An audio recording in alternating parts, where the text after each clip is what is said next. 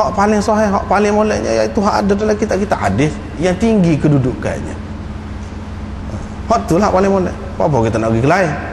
Selagi ada hak tu, kecuali kalau tak ada dalam tu. Kalau masih ada, kita kena utamakan hak tu lebih daripada hak lain. Hak orang tu pun bab sirah tu pun balik kepada Quran dan Sunnah juga. Orang fiqh pun Quran dan Sunnah juga. Semua Quran dan Sunnah. Dengan sebab itu perlu benar lah. Perlu benar. Maknanya kita balik kepada Quran dan Sunnah. Dan kecenderungan itu sudah ketara, sudah nyata di mana-mana pun sekarang ni. Alhamdulillah. Apa ni di pihak kitanya sebenarnya sudah lama dah mulanya. Berapa tahun dah. Mula Bukhari tahun berapa lagi di Masjid Kebaikan. Lama dah. Lepas pada tu kak kahada alhamdulillah lah. Sehinggalah malam ni baru kita nak tidak start lagi lah kitab Sunan Abi Daud ni. Nak start. Artinya kau banyak dah kitab-kitab hadis ini mahu dipelajari dan tidak jadi masalah sebenarnya belajar hadis setengah-setengah orang dia kata begini. Tak si belajar hadis ni payah nyata kena orang pandai-pandai belajar hadis ni. Kita ramai ni Syafi'i pun tak habis lagi kata dia. Cara kau mazhab lain nak ngaji Tirmizi banyak mazhab, Syafi'i pun tak habis lagi. Dia kata gitu. Jadi pada hal ni dulu sebenarnya tidak gitu. Kalau kita belajar hadis lebih baik lagi. Hak fiqh tu tetap boleh belajar tu lah, hak tu tak ada masalah.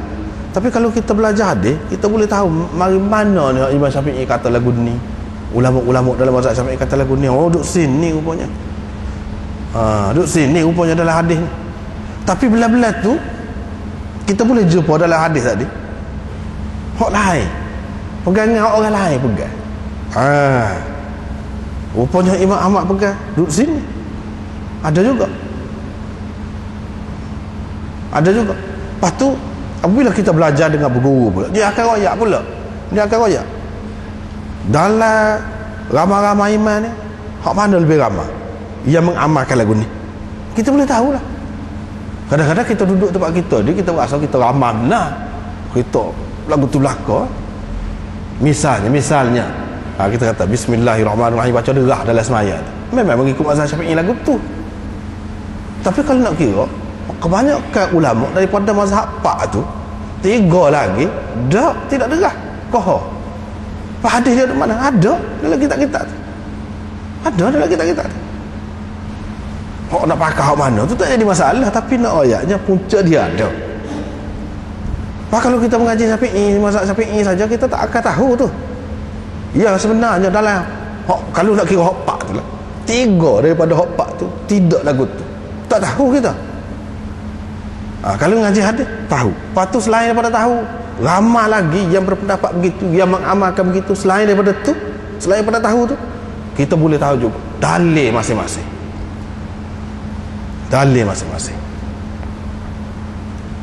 Apa tu tak ada jadi masalah lah.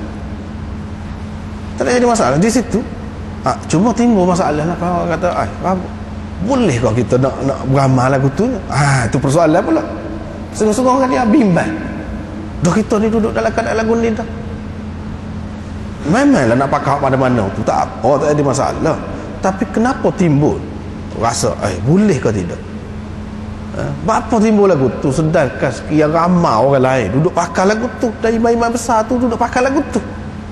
Kita duduk kata boleh ke tidak? Buat kau kita ni tak tahu. Tapi kalau kita mengaji belakang, kita tahu nak amal mana-mana tu tak ada masalah, boleh belakang.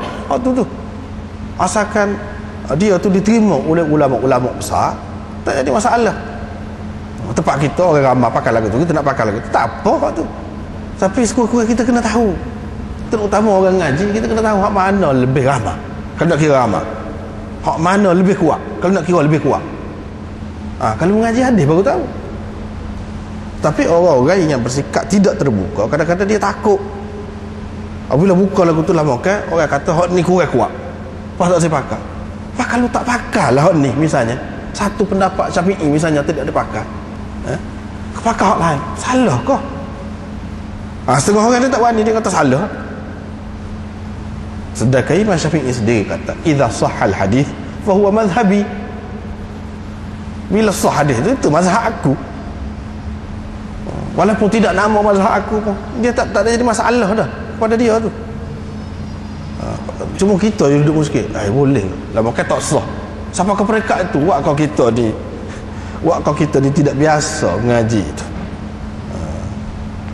Supaya juga kadang-kadang ada seorang kawan anak dulu lah, semasa duduk di luar negeri dulu, dia duduk tanya khabar lah orang-orang perempuan sana.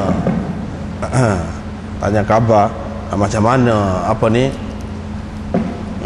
kamu mandi junub lagu mana? Oh ya, mandi biasa, mandi gitu. Sudah. Lepas tu kamu tak ada niat, kau tak ada gapo kau? Tak ada, tak belajar lah, tak tahu dah. Lagu tu dak amal. Lagu tu dak amal. Jadi kawan tu buat kau dia tidak biasa, dia pergi duk golek pala. Teruk orang-orang sini ni kata, orang-orang sini ni mana apa maya lagu mana tak tahu lah. Dah mandi junub pun tak reti. Lagu mana kata. Dia pun koyak gini. Mazhab dia. Tak apa, tak ada niat tu. Sah mandi tu. Maknanya kalau kita belajar sunnah ni akan jumpa dalam tu akan koyak mazhab orang ni begini, mazhab orang ni begini. Dalam mazhab Imam Abu Hanifah tak apa, mandi tak niat apa. Asal mandi. Hak mandi tu kena rata tu memang serupa lah tu. Tak ada mazhab hak tak serupa lagu tu. Tapi masalah niat tu. Serupa dengan ambil air sembahyang, kalau tak ada niat pun bagi dia sah. Cuma kalau niat pun tak ada masalah, tak apa lagi molek. Kalau tak niat pun sah. Pak kalau kita tak ngaji, kita tak tahu. Tak tahu. Kita duduk tak ada pasal, duduk saka buruk kepada orang. Duk saka buruk kepada orang, padahal tak sah lah maya dia. Pasal apa mandi tak kena. Lepas kita tengok pula orang lain pula pakai kain tudung biasa je. Nampak rambut lebih kurang, kaki nampak pakai seluar semaya. Kita kata sudah jahil sungguh. Padahalnya mazhab dia tak apa lagu tu. Itu penting belajar sunnah ni. Kita akan jumpa dalam kitab-kitab sunnah ini dalil masing-masing. Kalau macam tu kita jadi harmoni, tidak buruk sangka, masing-masing tak kisah. Ini masalah furuk masing-masing. Kita tidak tuduh-menuduh, tak perlu bertegang, tak perlu. Sebab benda tu boleh. Kalau tak boleh, Nabi SAW jelas lalu dah lagu ni. Ni dia tinggal biarkan gitu tu, tak apalah tu kalau beza sikit-sikit. Ni pentingnya kalau kita belajar sunnah, kita belajar hadis. Kalau kita belajar tinggi lagi, lagi sedap lah, lagi puas hati. Sebab masing-masing mazhab tu pun, kalau kita nak tengok dari segi sunnah lah, dari segi fiqh, dia pun sandar kepada hadis juga. Sandar kepada hadis juga. Cuma dalam banyak-banyak tu hak mana lebih kuat? Hak mana lebih kuat? Tu seperekat lagi lah. Seperekat lagi. Apabila seseorang itu mana dia tahu hak ni lebih kuat dan dia amalkan, dia berasa lega, berasa puas hati, dia akan berasa keadaan itu akan timbul. Kalau tidak sampai ke situ pun kurang-kurangnya dah kita tahulah Imam Malik duduk amal lagu ni semua. Apa salahnya kalau sekali, kalau kita buat lagu tu sekali dua, kalau kita buat sekali dia buat tu, apa salah? Kenapa kita sampai tak sepakat langsung dia?